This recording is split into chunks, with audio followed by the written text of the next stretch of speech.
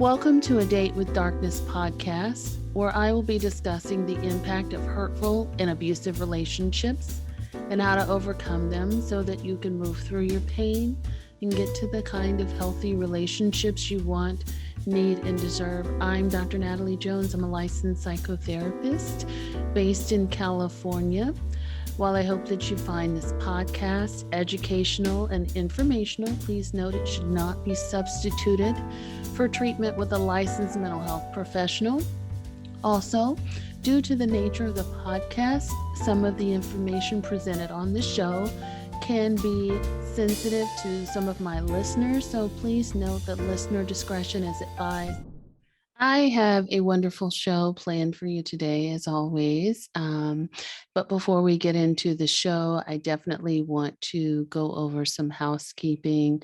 So if you have any questions, comments, or concerns, please feel free to email me at adateWithDarkness@gmail.com. As always, we also have the Facebook group where if you are looking for support, if you're recovering from narcissistic abuse and you're looking for support and you're wanting to offer support to other people who are recovering from narcissistic abuse, please head on over to our Facebook group, A Date with Darkness, which is also going to be in the show notes. And if you are looking for something a little bit more intensive, please note I do have my narcissistic abuse group coaching and individual coaching slots becoming available. So I was only doing services or providing services rather for folks in California. And so these services are extended to folks outside of California. The sign up, if you want to be notified of that, is on my website, drnataliejones.com. And you can hop on over and sign up for that. I'll also include the link here in the show notes as well, so that you can be in the know. And I'm hoping to get everything going with the new website within the next couple of weeks here. So I've been working pretty diligently on that. All right. And so to, be sure to like, save, share this podcast and visit the podcast also on our YouTube channel, because you can see the video podcast over on YouTube. And I think that's a real treat to always get to see the people that are speaking on the show. So without further delay, today's show, I have a very special guest, Miss Ronica Cormier, and she is a coach, and she's on the show today to discuss all things about narcissistic mothers and their daughter.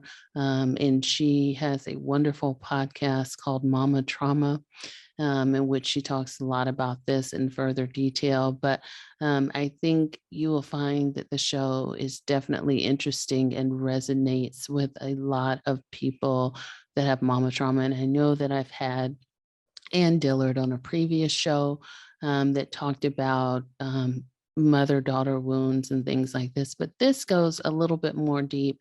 And I feel like, honestly, I could probably do several shows on it to cover different aspects of mother-daughter wounds, specifically narcissistic mothers and their daughters. So I may end up doing another show, you never know, because I just think it's great. It's something that needs more discussion, and there's just so many different layers to it. And without further ado, I will be introducing you to the interview with me and Miss Ronica Cormier. Welcome to the show, Ronica. Thank you. I'm so excited. I'm excited to have you on too, right? And so it's great to do a podcast swap with you. I was on your show, and now you're on my show, and I think it's going to be a heck of a session between us today. And we're talking about something that's very near and dear to a lot of our listeners, right? Jointly. Yes. But before we get into that, can you tell people who you are, what you do, and sort of what drives the passion behind your work? Yes. So I am Ronica Cormier, and I am the host of the Mama Trauma podcast. And I help daughters of narcissistic mothers to get their lives back. I help them to break the ties of generational trauma off of their lives so that they can finally rise up and gain their abundance and their freedom in Christ. That's what I do. Tell me a little bit about how you got into that, because that's very specific. Yes. So the way that I got into it is I myself am a survivor of narcissistic abuse, my mother. And then of course I got into several other relationships that were narcissistic as well, but it really stemmed from the relationship with my mother. And I knew what I needed. I needed to find healing from a Christ lens, because I feel like that in Christianity, there's a lot of times that we kind of get stuck on the healing process because we feel like, is it okay for me to heal? Is it okay for me to separate from my mother? Is it okay for me to call this abuse, because it's coming from our mother? So I knew that I needed somebody to speak to the Christian aspect of healing in order for me to, get along on my healing journey. And so when I did my healing and I felt like God spoke this podcast into my spirit, I knew that I was going to be giving other daughters of narcissistic mothers what I needed and that I didn't find out there when I was going through that really tough part of my journey. Oh, that's amazing. That sounds fantastic. I feel like this is a great topic, but I also feel like it's one of those topics where Joe Schmo or Becky from across the room can be talking about it and you can pick it out, right? And then when it happens to you, people have such big blinders on, or they're not able to accept it. Can you talk a little bit about how someone can know if their mother is narcissistic? Like, how can they say, you know what, this is my mom? I'm going to let you be the expert on that today. Oh my goodness. One of the major things that I noticed with my mom was this kind of undercurrent of jealousy. She was always in competition with me, and it was a competition that I wasn't really I didn't play any part in this competition, but everything that she said, everything that she did was competitive. She was competing with me. Like, as far as weight, she was competing with me. As far as the things that I would wear, she was competing with me. As far as my degree, she was always in competition with me. It was always a comparison between her and me. And when you think about that in terms of a mother, that's bizarre for a mother to behave in that way, because a mother should always want the best for her children, even if that means that they exceed her. But it was always a competition with her. And she was always kind of backhandedly putting me down for the things that I accomplished, whether it be weight loss, whether it be a degree, so like when I got my degrees and when I became a teacher, she always would say things like, Ronica, you don't have to treat me like I'm one of your students. Or Ronica, you don't have to talk so proper. You're at home. It's just me. It's just me. You don't have to put on your whole, degree speak. So it was always just this little weird jealousy going on with her. And the other thing is, one of the other major things that I noticed is that when I would bring up that she hurt my feelings, when I would bring up, her behavior, or, a way that she made me feel uncomfortable, or made me, something that she did that did not feel good to me, around and around and around she would go. And at that time, I didn't know what it was called, but I knew that I would always leave the conversation feeling like, what just happened there? Like, nothing that I said got heard, nothing that I said stuck. She's certainly not going to do anything or change anything, because at the end of it, somehow I ended up apologizing. Somehow I ended up taking responsibility for something and I'm not quite sure what it is that I did or what it was that I was apologizing for. So there was always this round and around situation with her. And another aspect of our relationship was triangulation. There was a definite divide and conquer within the household. She triangulated me with her husband all of the time. She would start something behind closed doors with me.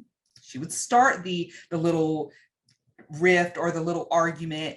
And then when I would engage it, then all of a sudden she would back out, go behind closed doors, tell him I did, or I said, or I'm doing something. And then he would come out and approach me or confront me about whatever it is. And all of a sudden she's standing in the background watching this whole thing play out between the two of us. And it was always very, very strange behavior to me. Again, didn't know the name for it, but I was always like, why is this happening? And then there were other having a conversation with her, it was never about me. She'd get on the phone and would literally talk for an hour and 30 minutes, has not taken a breath, has not asked me how my day was, has not asked me, how are you feeling? What's going on in your life? Nothing. It was just on and on and on and on and on about her, on and on and on and on and on about her life, never asked me about me. And just the whole nature of the relationship was always very selfish. If I brought up that I needed something or that I was going through something, it always came back to her. Oh, well, that I'm going through something too, or that me and your dad are struggling too. So it was always about her, never about me, never about my needs. Very self-centered, it sounds like, for sure. What do you feel like the biggest issue is that daughters of narcissistic mothers have? The major issue that I would say that daughters of narcissistic mothers have is guilt and obligation.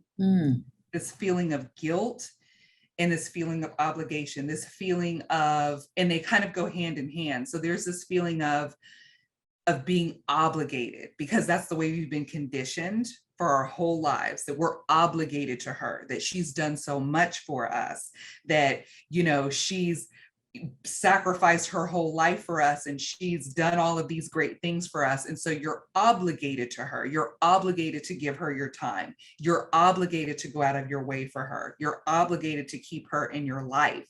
And so even the thought, a lot of times for myself, at the beginning of my healing journey, and for all of the women that I coach, it's always this feeling of guilt that I'm even thinking of leaving, or I'm even thinking of healing myself, or I'm even thinking for myself.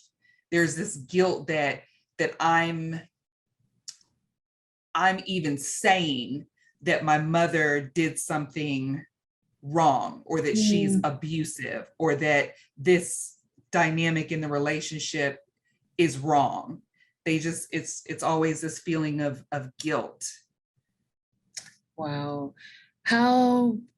When you have those feelings of guilt and obligation, how does that show up in a daughter's life? Can you talk a little bit about how, what some of those patterns are and how that shows up in a person's life? A lot of times it shows up in people-pleasing behavior.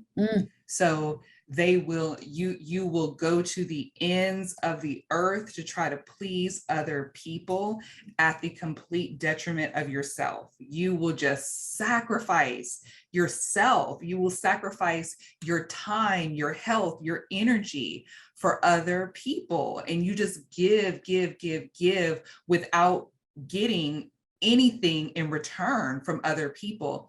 And a lot of times it leads to getting into other abusive relationships. You get into abusive friendships. You get into abusive what do you call it, romantic relationships with other people, because you kind of like have this sign on your head that says, use me, abuse me. I'm not strong enough to stand up for myself. And so the pattern that they get into is basically being a doormat that people just walk all over. They use as their emotional dumping ground. They use them as their physical dumping ground. And you're just like a little shell that people just pick up and do with you what they want to do with you. And then when they're done with you, they just throw you and discard you away. And it's just this cycle that happens over and over and over again, because you feel this sense of obligation to just allow people, and then you feel guilt if you stand up for yourself. Yes. Can you share, with the daughter of a narcissistic mother, what's it like for this woman to make friends with other women? Or what are some of the struggles that she may have in befriending other women? One of the main struggles that I had in befriending other women and that I see in befriending other women is an inability to speak up for yourself, an inability to use your own voice. So a lot of times you are the friend that shows up for everybody and you fight your own battles alone.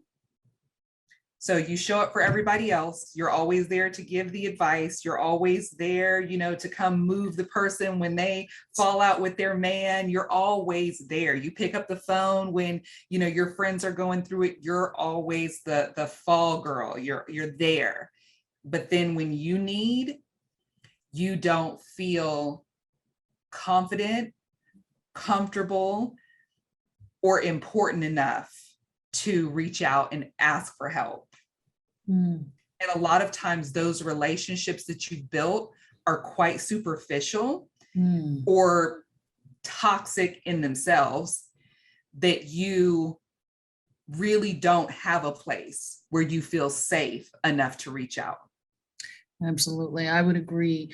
I would totally agree with you there. And then I feel like a lot of these women also overcompensate when they're still trying to maintain a relationship with their mother. So it's that much harder to stop those patterns if you're still in the relationship and those dynamics continue.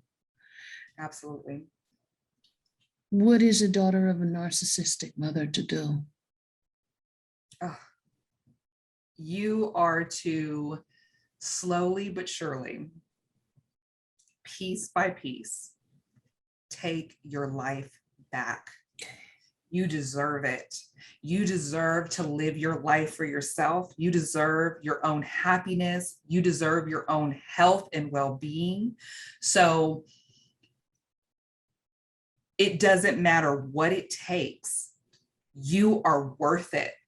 And it is going to be hard. It is going to be painful. Like there is no pain like walking through narcissistic abuse. Yes. There is no pain like this. Yes. There is no pain like this, because you have to come to the realization that this person doesn't care about you. There's a lot of women that are listening to this.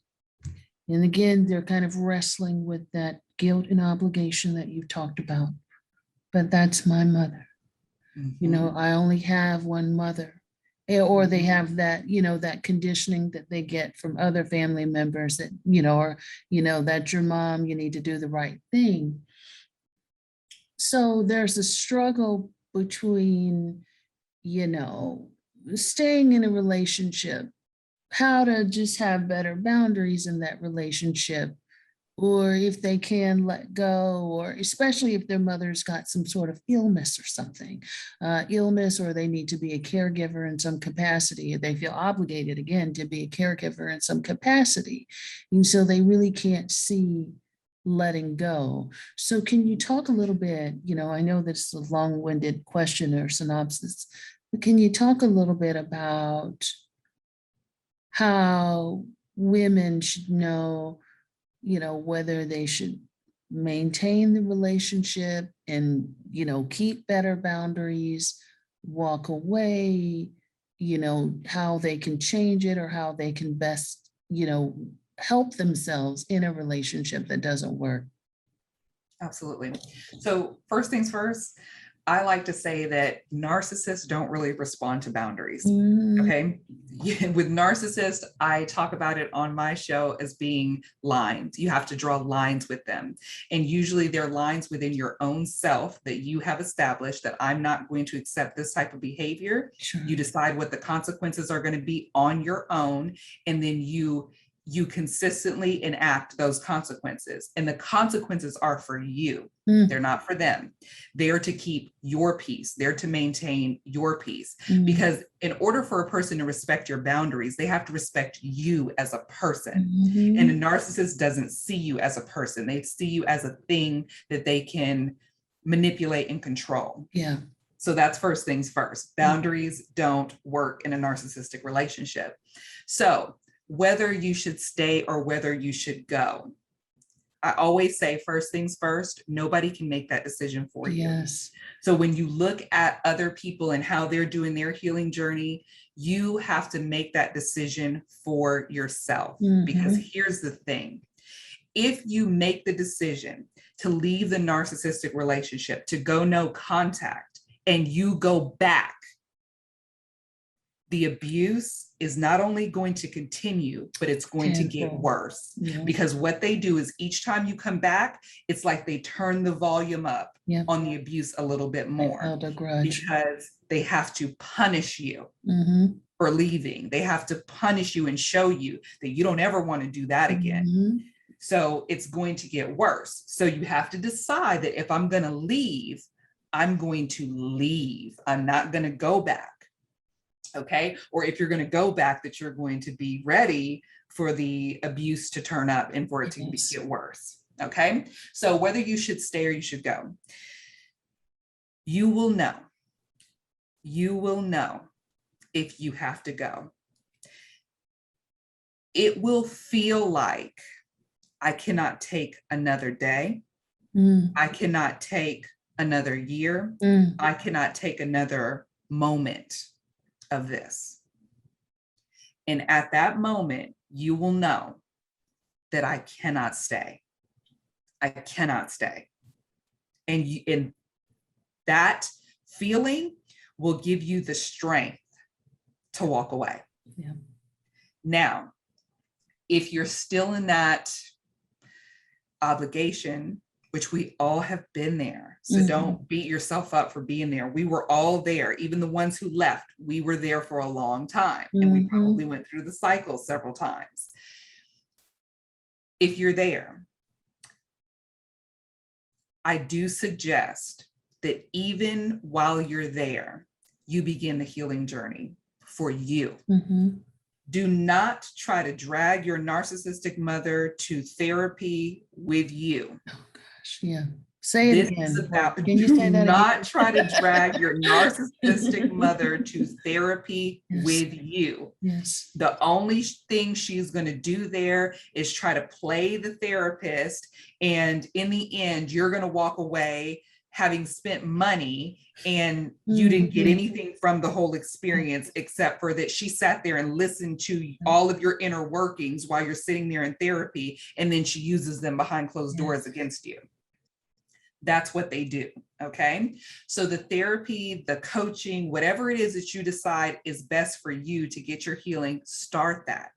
Because what will happen along the healing journey as you start to invest in yourself, even if it's a small investment, as you start to invest in yourself and you start to be with a healthy individual that helps to call out the experiences that you've been through and that they are not okay. and they help to give you the tools and the strategies that you need to rebuild yourself, rebuild your confidence, rebuild your identity, to help you to establish yourself as a healthy individual. You will come to the realization that as a healthy individual, I cannot stay here. And that will give you the power that you need to make a healthy decision about the relationship with your mom. Thank you so much for spelling that out, especially the trying to go to therapy part. I cannot tell you how many calls I get from people that want to bring their mother or their partner that is abusive or narcissistic, and they can be abusive in a variety of ways, that want to try to fix that relationship and try to do it in the therapy session. And I'm like, I kind of go through this whole spiel about why I don't think, it's a good idea. And, I'm quite sure they probably hang up with the phone with me and try to get it, with someone else to see, but they kind of spin their wheels trying to fix that relationship. And I think a part of it is the conditioning that if I just do this thing, or if I just become good enough, if I just, do this, and, they throw all these clay balls against the wall, hoping that something will stick. And it's unfortunate, that people don't know, but I'm so glad that you said that. What demographic of women do you work with? I work with all women that are daughters of narcissistic mothers. Okay. I want to ask you, do you feel that there are more challenges in women of color who have narcissistic mothers, or different types of challenges than what you would see with, white women? And what women of color versus, those women, what you see? Absolutely. I do feel like there is a different challenge for women of color than there are of other women. And one of the main challenges that I see is that I think any of us that are 30 and over, we know that what goes on in this house stays in this house.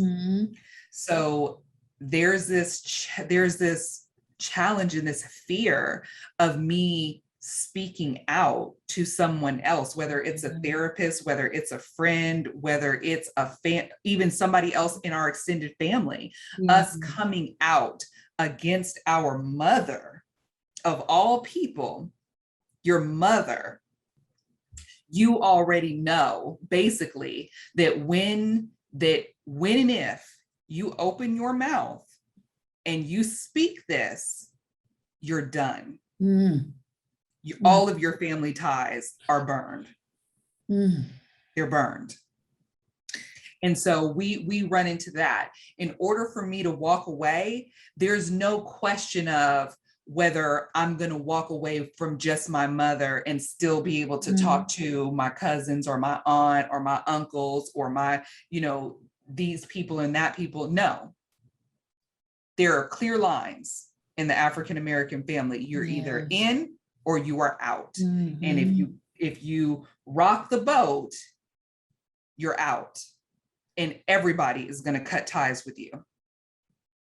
Absolutely. Thank you for speaking to that. And I agree with you to that extent. And I also think there's some other elements, some of which you kind of spoke to, in your dynamic. I think the colorism, aspect, or the, you don't have to be, so whitewashed here, or you are too Black, and you need to clean up because I'm embarrassed of you and your Blackness, or your nose is big, or, you need to get that hair, that kind of stuff.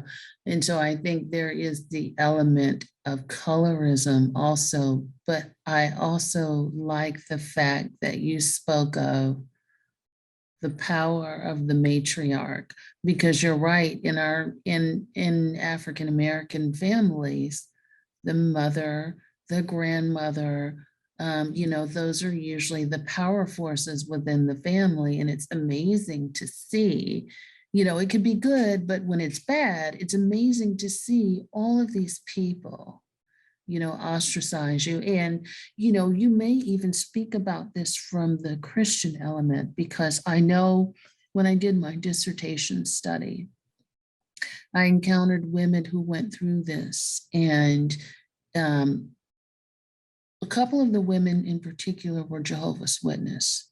And so when they went against their mother, not only were they, ostracized and kicked out of the family, but they were excommunicated from the church.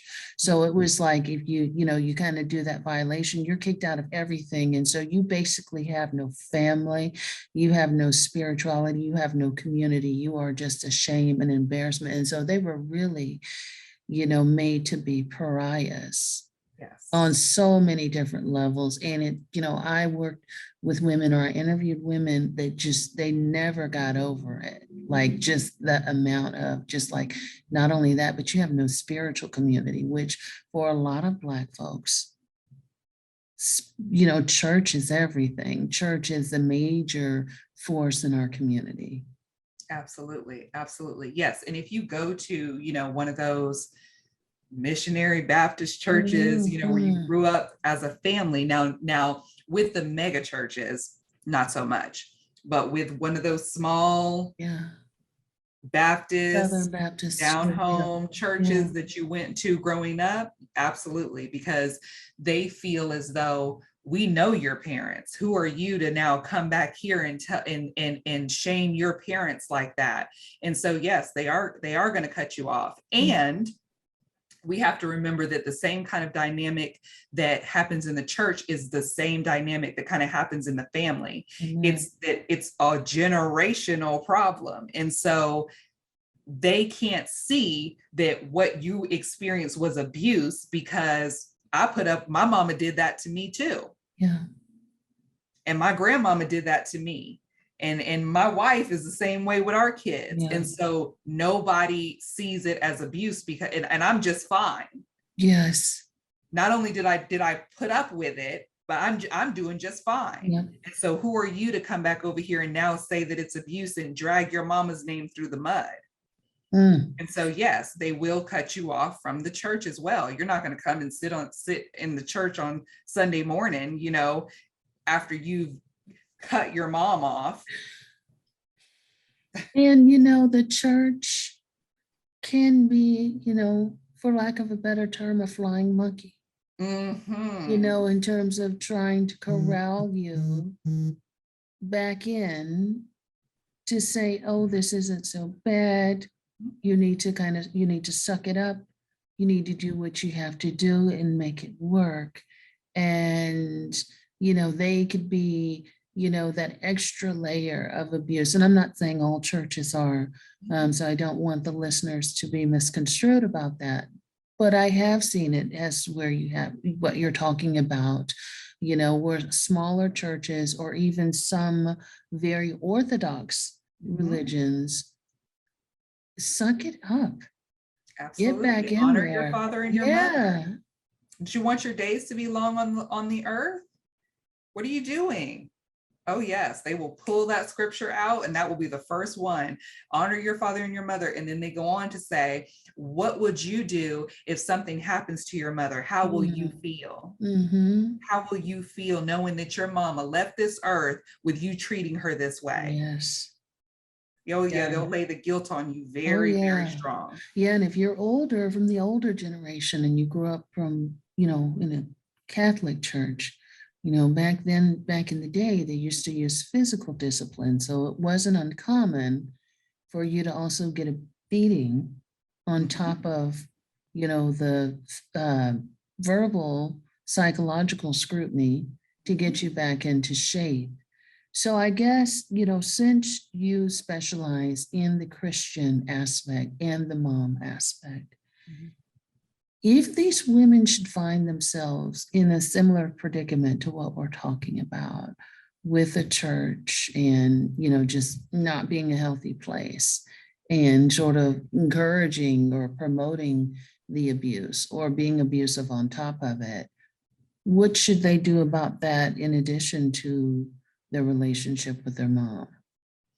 Well, I say, and I can only speak to the Christian faith. Yeah.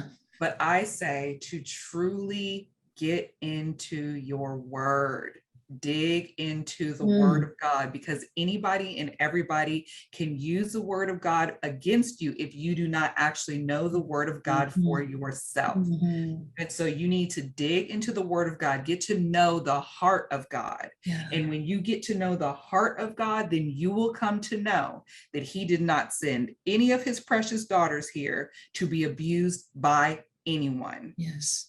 He has not purposed anybody. He has not sent anybody here to this earth and said, you know what, you're marked for abuse. No, there's not one person that he sent here with that stamp on them that they're sent here to be abused. No, that's not your identity. That's not what he purposed you for. And as long as you're tied up and accepting that, you're living below what he actually sent you here for. And you can't live out your purpose because you are so broken, so bruised, and being abused. You cannot live out your purpose until you begin to walk in your true identity and in your abundance. I would agree.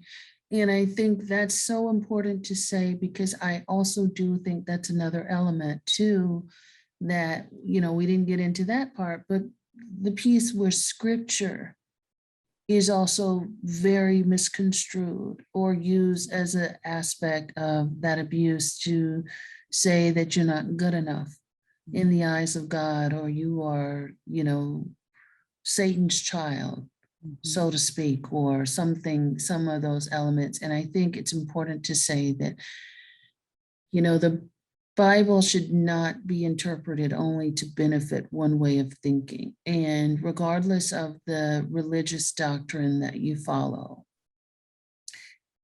I'm going to interpret the Bible differently than you're going to interpret the Bible. Yes, we have teachers, but most of the time, if you point to people in the room, everyone's going to interpret things differently, and everyone's going to have a different relationship with God. Absolutely. Yeah. Short term versus long term.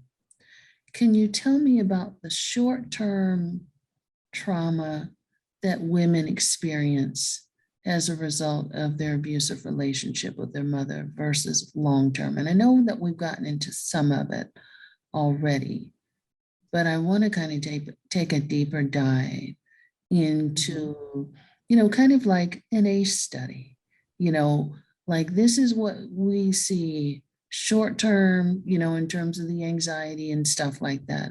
But long term, you know, especially if, you know, women are, you know, they've had a long-term relationship with their mother, you know, up into their 40s, 50s, and 60s, and they've endured years of this. What does that look like? So I would say the short term is things like anxiety. You live in this constant state of fear, this constant state of panic, this constant state of, did I do everything? Did I check everything? Did I dot all the I's? Did I cross all the T's? You're anxious all the time. I would also say that low self-esteem. And because it's kind of crazy, because your mother was all about appearances, you've been taught to have it all together on the outside. Yeah. You've been taught to pretend like everything's okay. So to everybody else, you would never come across like a person with low self-esteem. Yes. But you suffer with low self-esteem, low self-worth. Also, a complete lack of understanding of who you are as an individual human being.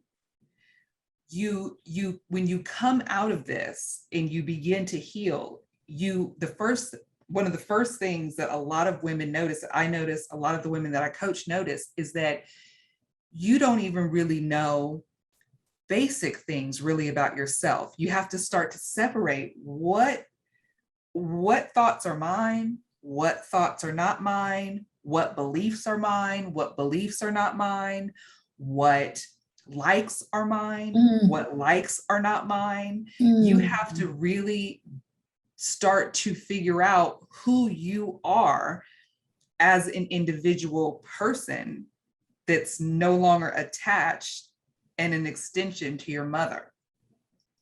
So those are some of the major kind of mhm. short-term impacts. Yeah.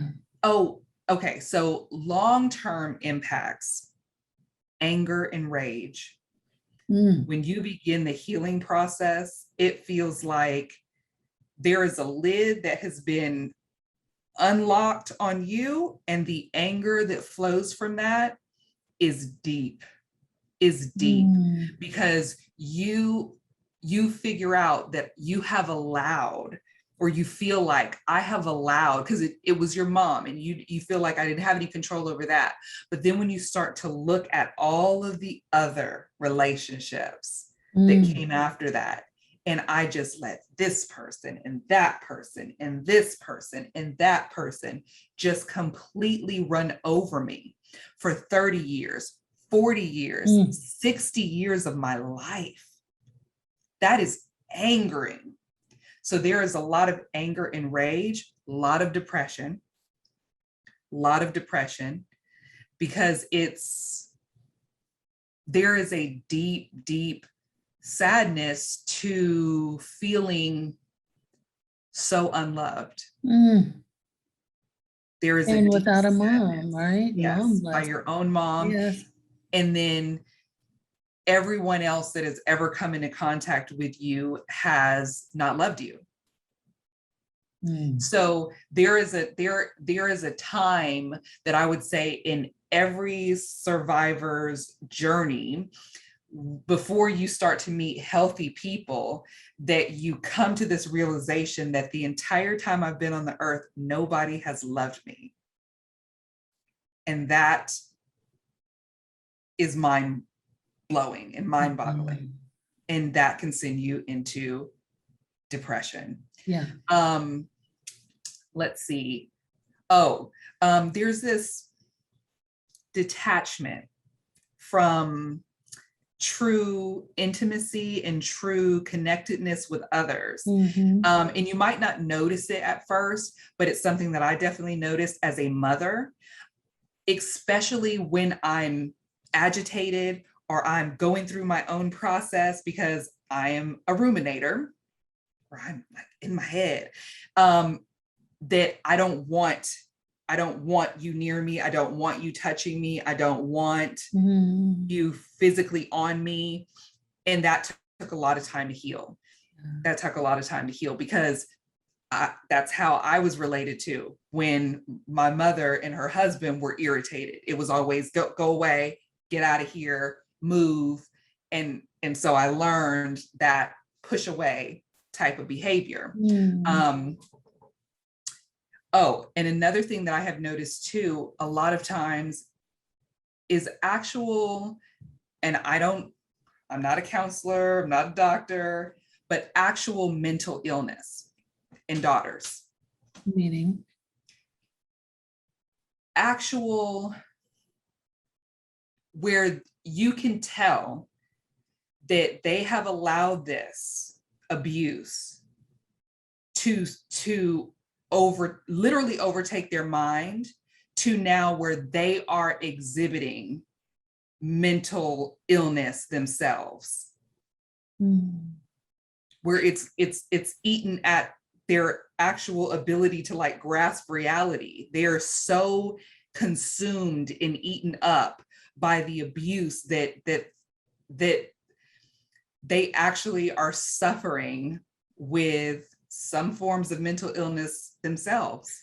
So I think, just to kind of refrain, because I don't want people to think that, that they allowed it in terms of their being in control, but just so, I can understand maybe that abuse has taken such a toll on them Yes. mentally that they're exhibiting clinical, maybe major, severe depression, severe anxiety, or severe symptoms of mental Yes. disorders. Yeah. Yes. Yeah. Yes.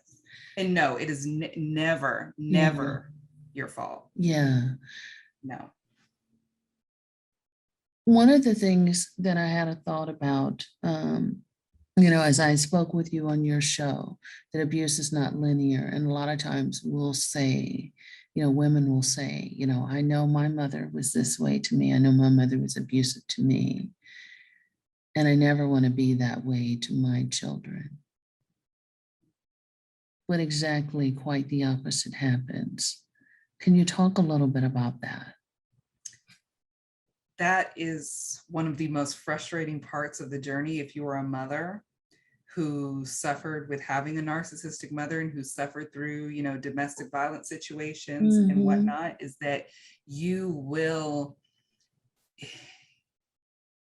try and try and try and repeat the very same things that broke you, that bothered you, that harmed you. Yeah. And the way that I explain it is that in childhood, as I've watched other more healthy parents parent their kids, in childhood, I believe that our parents should be filling our toolbox. They should be giving us tools for how to be adults, how to be healthy parents. They should be putting tools in our box and saying, hey, this is how you deal with conflict. This is how you have healthy communication. They should be giving you these tools. When we struggle with a narcissistic mom and abuse in the home, well, when we go to our toolbox, all of the tools in there are malfunctioning tools. So we go to grab something and it's like, oh, here's yelling, here's beating my child, here's, screaming and raging, here's, punching holes in the wall, here's, I don't have anything. And so then when we start figuring out, okay, I don't have anything in this toolbox, I don't have anything, well, then we have to try to learn while doing. And that is hard work because you feel like you're in a race against the clock because you're really trying and you're really trying to gain all these skills and you're really trying to implement them and you're really trying to be this great mom, and the time is slipping away. Yes. Oh my gosh, she's going to be 18. She's going to remember this. Yes. And you're just trying so hard to catch it, to fix it before she winds up or he winds up on some therapist couch talking about my mom. It's amazing. One thing I wanted to ask you about is a narcissistic mother's relationship with men. Can you talk a little bit about that and how, I guess, that translates to the daughter, which you've talked a little bit about that before, but I think that's a deeper component, and we're coming up on time here because it went by so fast.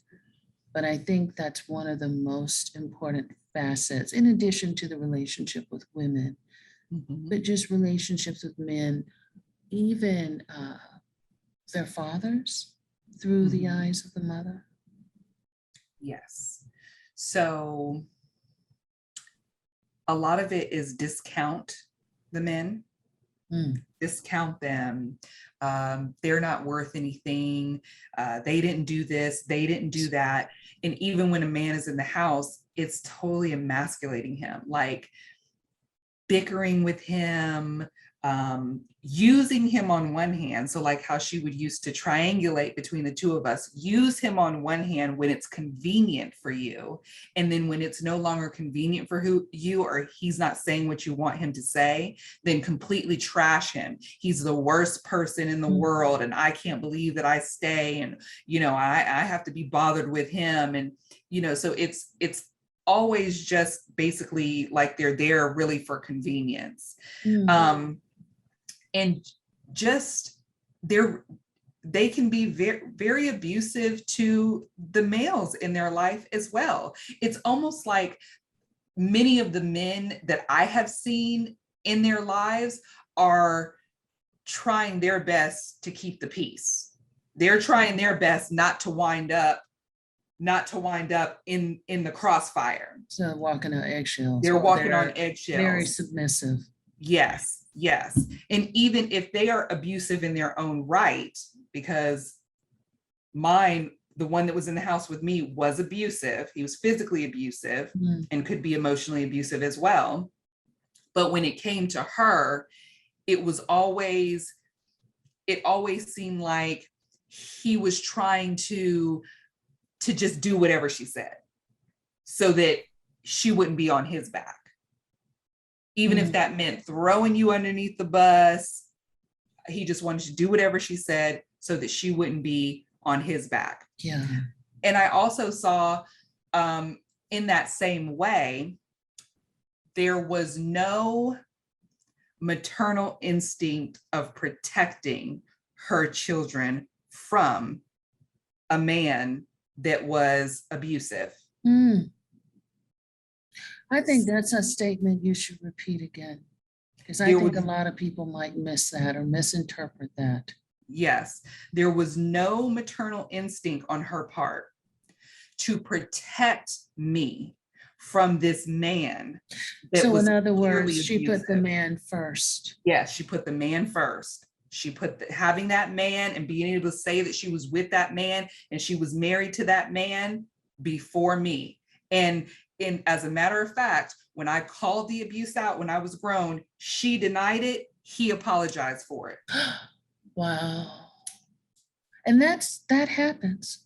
That happens. And then, not only will they deny it or they'll put that man first, but they'll turn it around and they'll blame you for it. And you'll receive her wrath for even trying to call it out. Yep. I think that's very important to point out. And I think that's something that gets overlooked. And I think it gets overlooked because people just want to keep the peace with their mother. They don't want to upset it, or they excuse her behavior, saying that she's hurt by it or she feels guilty, right? They'll do the sort of protective mechanism by sort of giving a label, assigning a label that feels safer to them or something that keeps them bound to that relationship. Yes. And I'm glad that you pointed that out. One of the other things that I've also noticed, and I'm not saying that all women who do this are narcissistic mothers, but one of the other prominent themes that I have seen in women who are narcissistic is they'll keep the identity of their child's father away from them. Yes. Now, she wasn't able to keep the identity of my father away from her because there was a huge unveiling of who he actually was. She tried to in the beginning. Yes. She tried to in the beginning, but there was a huge unveiling of who he actually was. But even once I knew, she did everything in her power to tarnish him and to keep us apart. And she didn't stop until he was out of my life. Which leads me to the other thing that's really a huge red flag, in my opinion, is that women whose mothers are narcissistic, they oftentimes, more often than not, don't know a lot about their mother. They don't know intimate details about their mother's history. They know certain things that their mother wants them to know, but often there's this shroud of secrecy around their mother's past. I was just talking about this to the ladies in my community, and it is so true. And that goes along with intimacy, right? Because, and we hear about intimacy only in terms most of the time of romantic relationships, but there should be intimacy in all of your close relationships. And this has to do with a narcissist not wanting to give you intimate details. And I feel that it is only because of how they use intimate details that they don't want to give them. They know that when they get intimate details from others, they use them at a later date against that person. And so they know that me giving you any intimate details about me means that you have control over me and you could possibly use that information against me later. So yes, in our relationships with our mothers or anybody else that has narcissistic traits, they only share with you surface level details. Yes. And they might sound like and feel like they're intimate details, but it's never anything that truly is at the core of who they are. Never the things like what you're sharing with them. Absolutely. And they'll blame you for it. Oh, yes. They'll blame you and say, you know, you don't know me and you're, you know, you're doing this to me and, you know, this and that.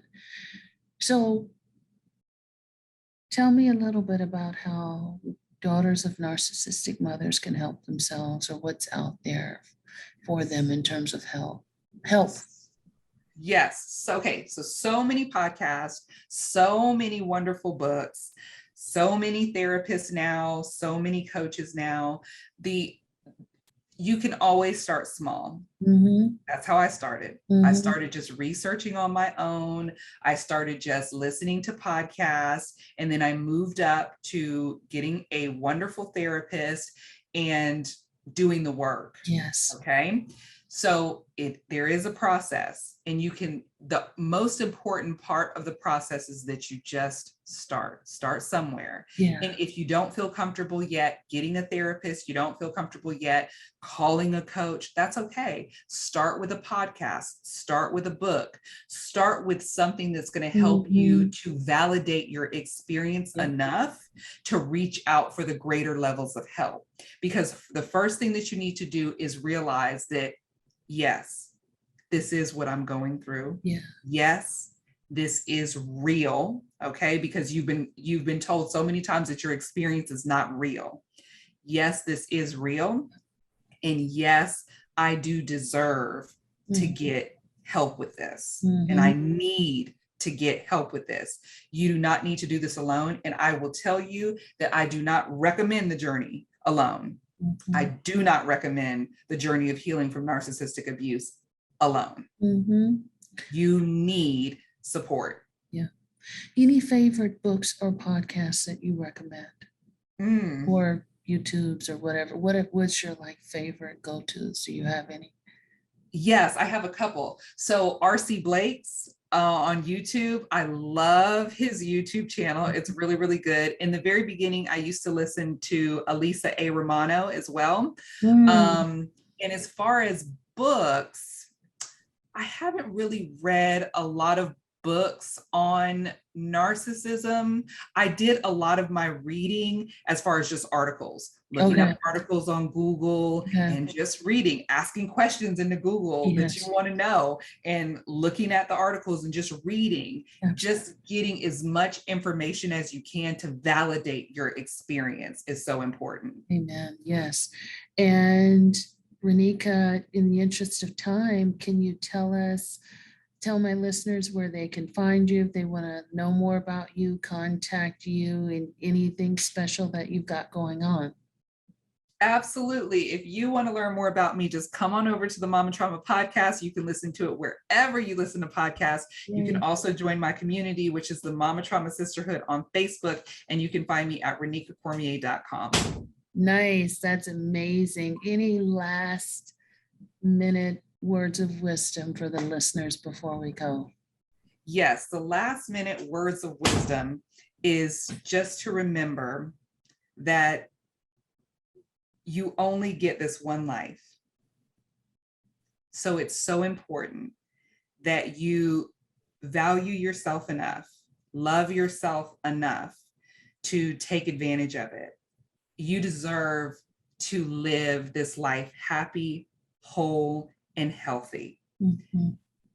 So make it happen. And you're going to learn to love yourself, value yourself along the way. And that's okay.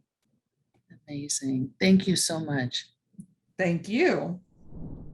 Okay, so that about does it for today's episode. Please let me know what your thoughts are about today's show. Visit us on Instagram at A Date with Darkness, and I'm always hanging out over there on my other or on my other Instagram page also. Dr. Natalie Jones PsyD. And so you can visit either or Instagram page and just let me know what your thoughts are on the show. Hope you enjoyed it and hope to see you with me next time. And until next time, be well and take care of yourselves. Bye bye.